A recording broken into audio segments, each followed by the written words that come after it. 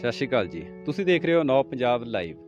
ਜਿਸ ਤਰ੍ਹਾਂ ਸਮਾਜ ਦੇ ਵਿੱਚ, ਦੇਸ਼ ਵਿੱਚ, ਦੁਨੀਆ ਵਿੱਚ ਕਰੋਨਾ ਮਹਾਮਾਰੀ ਨੇ ਇੱਕ ਆਤੰਕ ਵਰਗਾ ਡਰ ਮਾਹੌਲ ਪੈਦਾ ਕਰਕੇ ਰੱਖਿਆ ਸੀ, ਇਸੇ ਤਰ੍ਹਾਂ ਕੁਝ ਸਮਾਜ ਵਿੱਚ ਇਹੋ ਜਿਹੀਆਂ ਸ਼ਖਸੀਅਤਾਂ ਵੀ ਹਨ ਜਿਹੜੀਆਂ ਆਪਣੇ ਵਿਚਾਰਾਂ ਦੇ ਨਾਲ ਇਸ ਮਹਾਮਾਰੀ ਤੋਂ ਲੋਕਾਂ ਨੂੰ ਬਾਹਰ ਕੱਢਣ ਵਿੱਚ ਵੱਡੇ ਵੱਡੇ ਉਪਰਾਲੇ ਕਰ ਰਹੀਆਂ ਹਨ।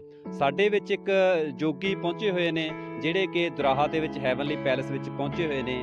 ਉਹਨਾਂ ਨਾਲ ਗੱਲਬਾਤ ਕਰਨ ਦੀ ਕੋਸ਼ਿਸ਼ ਕਰਾਂਗੇ ਤੇ ਪੁੱਛਾਂਗੇ ਕਿ ਉਹ ਆਪਣੇ ਸ਼ਬਦਾਂ ਦੇ ਨਾਲ ਲੋਕਾਂ ਨੂੰ ਤੇ ਦੁਨੀਆ ਨੂੰ ਕੀ ਸੰਦੇਸ਼ ਕੀ ਦੇਣਾ ਚਾਹੁੰਦੇ ਨੇ। ਹਾਂਜੀ ਬਾਬਾ ਜੀ, ਕੀ ਨਾਮ ਹੈ ਤੁਹਾਡਾ जी? महामंडलेश्वर स्वामी अद्वैतानंद गिरी, आप कहाँ से आए? बद्रीनाथ से। अच्छा बाबा जी, आप कहाँ पर पहुँचे हैं? हेवनली पैलेस जो कि श्री अनिल कुमार मुंगा जी ने स्थापित किया है। अच्छा, सबसे पहले हम पूछते हैं, यहाँ आकर आपको कैसा लगा? हेवनली पैलेस एक हेवन ही है। यहाँ जो मांगे मिलता है। यहाँ हमारे सीनियर सिटीजन्स एक सन्यास जैसे आश्रम में रह रहे हों वैसे रह रहे हैं।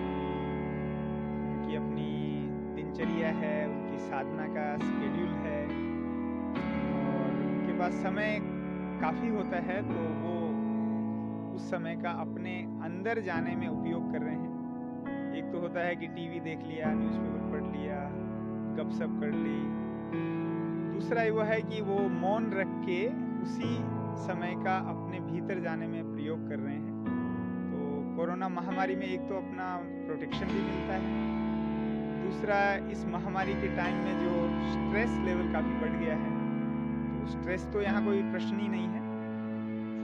यहाँ तो उत्सव ही उत्सव है। तो एक पॉसिबिलिटी है कि कोरोना में हम डिप्रेस्ड हो सकते हैं, दूसरी पॉसिबिलिटी है कि हम समाधि की तरफ काम कर सकते हैं। तो हेवनली पैलेस, और दूसरे शब्दों में मैं कहूँ कि इस हेवन में यही काम हो रहा है कि हमारे सिटीजन्स जो काफ़ी उम्र में हैं, 60 साल से ऊपर हैं, कुछ 90s में भी हैं, काफ़ी सारे 80s में हैं, वो सभी ध्यान की गहराइयों में डूब रहे हैं और उसमें छलांग लगाने से उनके जीवन की यात्रा काफ़ी बदल रही है। और मेरी प्रार्थना तो यही है परमपिता परमेश्वर से कि उनको आत्मज्ञान मिले और इनको जीवन मरण से छुटकारा मिले। तो हेवनली पैलेस का मैं अनुग्रहित हूँ कि उन्होंने इन सीनियर सिटीजन्स को इतनी अच्छी फैसिलिटीज़ दी है कि वो अपना जीवन तिरोहित कर सकते हैं। उनकी जो एक इंसान की मैक्सिमम पॉसिबिलिटी होती है वो है कि वो इंसान से अज्ञानी से ज्ञानी हो जाएं, और इंसान से वो जब आत्मज्ञान हो जाता है तो वो भगवान स्वरूप हो जाता है, भगवान हो जाता है। आपने कितने देशों में जाके विजिट किया है? मैंने 40 देश में घूमा हूँ, लेकिन मैंने इतना अच्छा ओल्ड एज सेंटर आज तक कहीं नहीं देखा।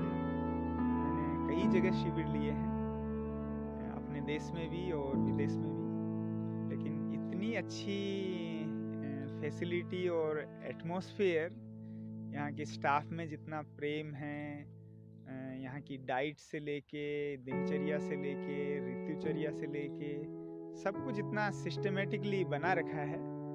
तो जो भी सीनियर सिटीजन्स हैं उनके लिए तो एक ये क्या कहते हैं, संन्यास आश्रम है कि वो अपना घर छोड़ के यहाँ आ जाएं। यहाँ उनको उससे भी अच्छा प्रेम मिलेगा और एक जिसे कहते हैं कि प्रिजर्वेशन ऑफ एनर्जी, ऊर्जा का संरक्षण कर सकते हैं कि नित्य घर की बातें चीते में जो ऊर्जा खर्च होती है उसके बजाय यहाँ आके वो ध्यान में डूबे और उन गहराइयों में और आगे जाएं, और उनका जीवन बहुत अच्छा होगा।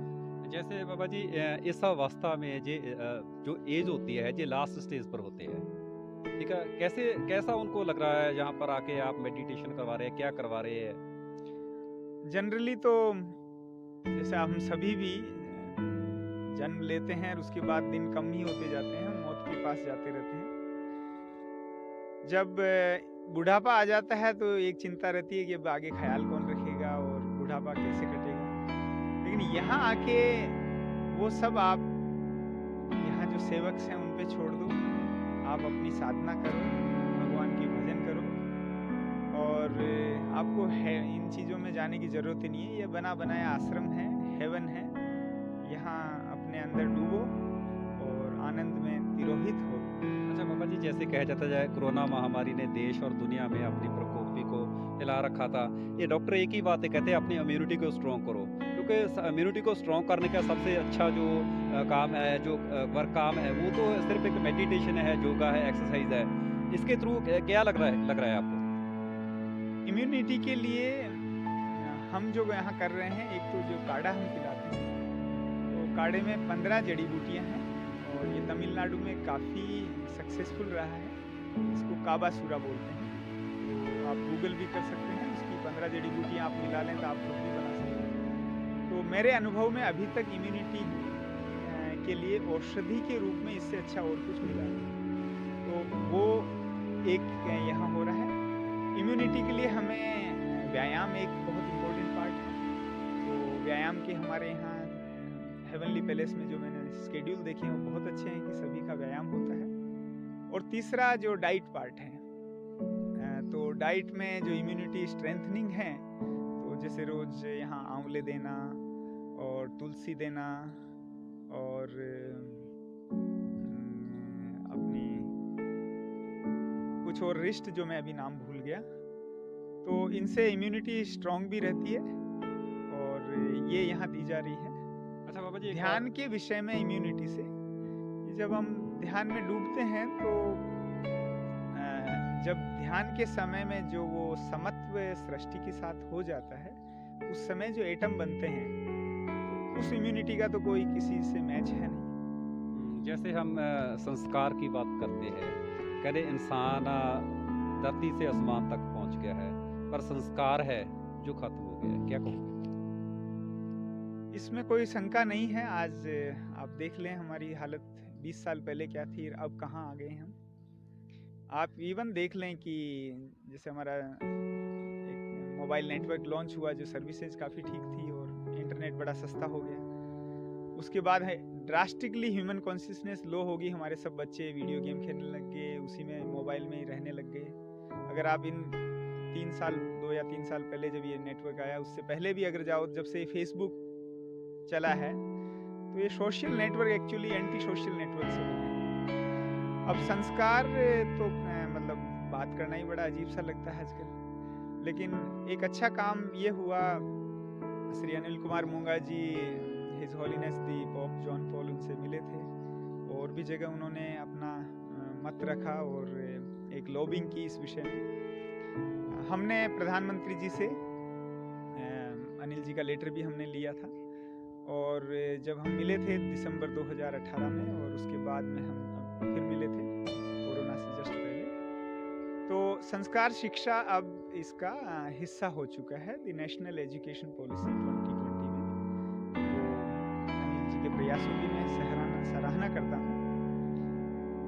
देश में ये पॉलिसी लेवल पे अप्रूव है। पॉलिसी बन जाने से संस्कार नहीं आ जाते। उसके लिए हमें मटेरियल ऐसा बनाना होगा कि वो थ्योरेटिकल ना रहे और वो जीवन में उतर जाए। तो सभी धर्मों का एक सार है, अगर जैसे एक अक्षर में अगर कहें उन्हें, तो प्रेम। तो प्रेम हमारे अंदर जीवन में उतर जाए और कोई वो टेक्स्ट बुक किसी रिलीजन की पढ़ाने के बजाय जो उनका सार है वो जीवन में समा जाए। इसके लिए उस तरह के प्रोसेस बनाना, वैसा मटेरियल बनाना वो चैलेंजिंग है, बट मुझे बहुत अच्छी पॉसिबिलिटी दिख रही है। अगर ये राइटली हो जाता है तो 20 साल में भारत बहुत अलग होगा, नई जनरेशन होगी। जैसे बात हमने वही का घर परिवार में लड़ाई झगड़े, समाज में लड़ाई झगड़े, देश में दुनिया में लड़ाई झगड़े जो बढ़ते जा रहे हैं, क्या करना है? लड़ाई झगड़े का कारण कि संस्कार जब नहीं है, तो जो हम कर रहे हैं, जैसे हम टीवी देख रहे हैं तो उसमें ज़्यादा न्यूज़ नेगेटिव, जैसे हम लड़ाई झगड़े देखते हैं, बच्चे जैसे सोशल नेटवर्क पे लगे हैं तो उनमें भी ज़्यादातर न्यूज़ नेगेटिव है। तो जब हम नेगेटिविटी में ही रह रहे हैं तो पॉजिटिव कैसे होंगे? तो पॉजिटिविटी में जाने के लिए हमें उसका प्रयास करना होगा। तो संस्कार में यही तो सिखाया जाता है कि आप एवरी डे उसकी प्रैक्टिस कर रहे हो, जो आपको शिक्षा दी जा रही है। तो कई लोग उस पर भी कहते हैं कि संस्कार एक वो थोपना हो गया ऊपर से। तो थोपना तो कुछ भी होगा, या तो बच्चे अगर कोई फिल्मी गाना गाएंगे जो कि वल्गर होगा, उसमें टाइम बिता सकते हैं, या ओम की ओमकार की ध्वनि कर सकते हैं। तो जैसा हम उनको देंगे वैसे वो बन जाएंगे। अच्छा, चलते चलते देश दुनिया को क्या संदेश दो? हम अपने आप को